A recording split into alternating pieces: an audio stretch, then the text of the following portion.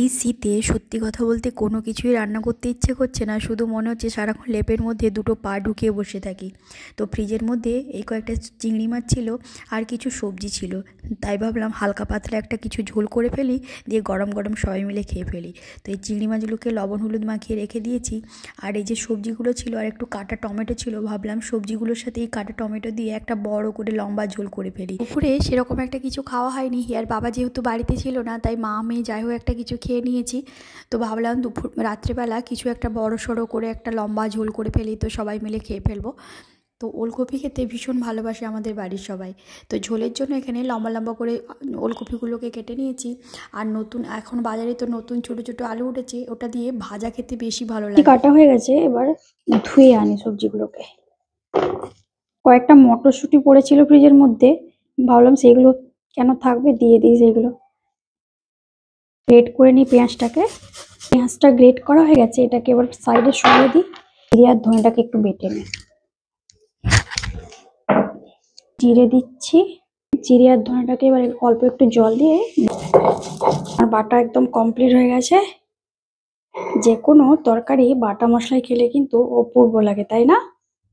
এবার কড়াইতে তেল গরম হয়ে গেছে, এই যে লবণ হলুদ মেখে রাখা চিংড়ি মাছগুলোকে এবার দিয়ে দেবো। চিংড়ি মাছগুলো ভাজা হয়ে গেছে, তো এই তেলেই আবার 5 ফোড়ন কেটে রাখা সবজিগুলোকে দিয়ে লবণ হলুদ দিয়ে খুব ভালো করে নেড়ে চেড়ে গ্রেট করা যে পেঁয়াজটা গ্রেট করে রেখেছিলাম, তো সেটাও দিয়ে ভালো করে নেড়ে চেড়ে সবজিগুলো মোটামুটি পেঁয়াজের সাথেও ভাজা হয়ে গেছে। তো এবার কি করব, হলুদ আর লঙ্কার গুঁড়োটা দিয়ে দিয়েছি, আর ভেজে রাখা চিংড়ি মাছটাকেও দিয়ে দিয়েছি। জিরে আর ধনে বাটা জল সমেত দিয়ে এবার ঢাকা দিয়ে দিলেই, ফুটতে দিলেই হালকা আঁচে একদম সুন্দর তৈরি হয়ে যাবে রাত্রের জন্য চিংড়ি মাছ ওলকপি আলু দিয়ে ঝোল। রাত্রে কিন্তু এরকম হালকা পাতলা ঝোল খেতেই কিন্তু বেশ ভালো লাগে। আজকে না এসছি একটু মেলা দেখতে, তো বেশ অনেক দিন থেকেই মেলাটা বসছে। তো এর আগের 2 বছরও আমরা এই মেলাটাতে প্রতি বছরই আসি, তো এই বছরও বসছে অনেক দিন থেকেই। তো হিয়ার বাবাকে বলছি সময় হচ্ছিল না, তাই জন্য আজকে একটু সময় হয়েছে বলে ওই তাড়াতাড়ি সন্ধে নাগাদ নয়, ঠিক 5টা সাড়ে 5টার দিকে আমরা বেরিয়ে পড়েছি। তো আজকে এসেছি বই মেলাটাতে।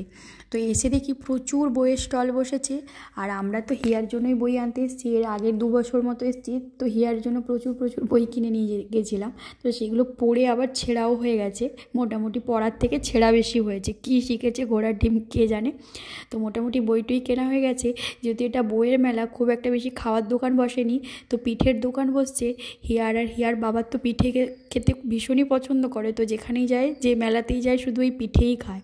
তো মোটামুটি খেয়ে তারপরের দিন সকালবেলায় যে বসছি বই দেখাতে।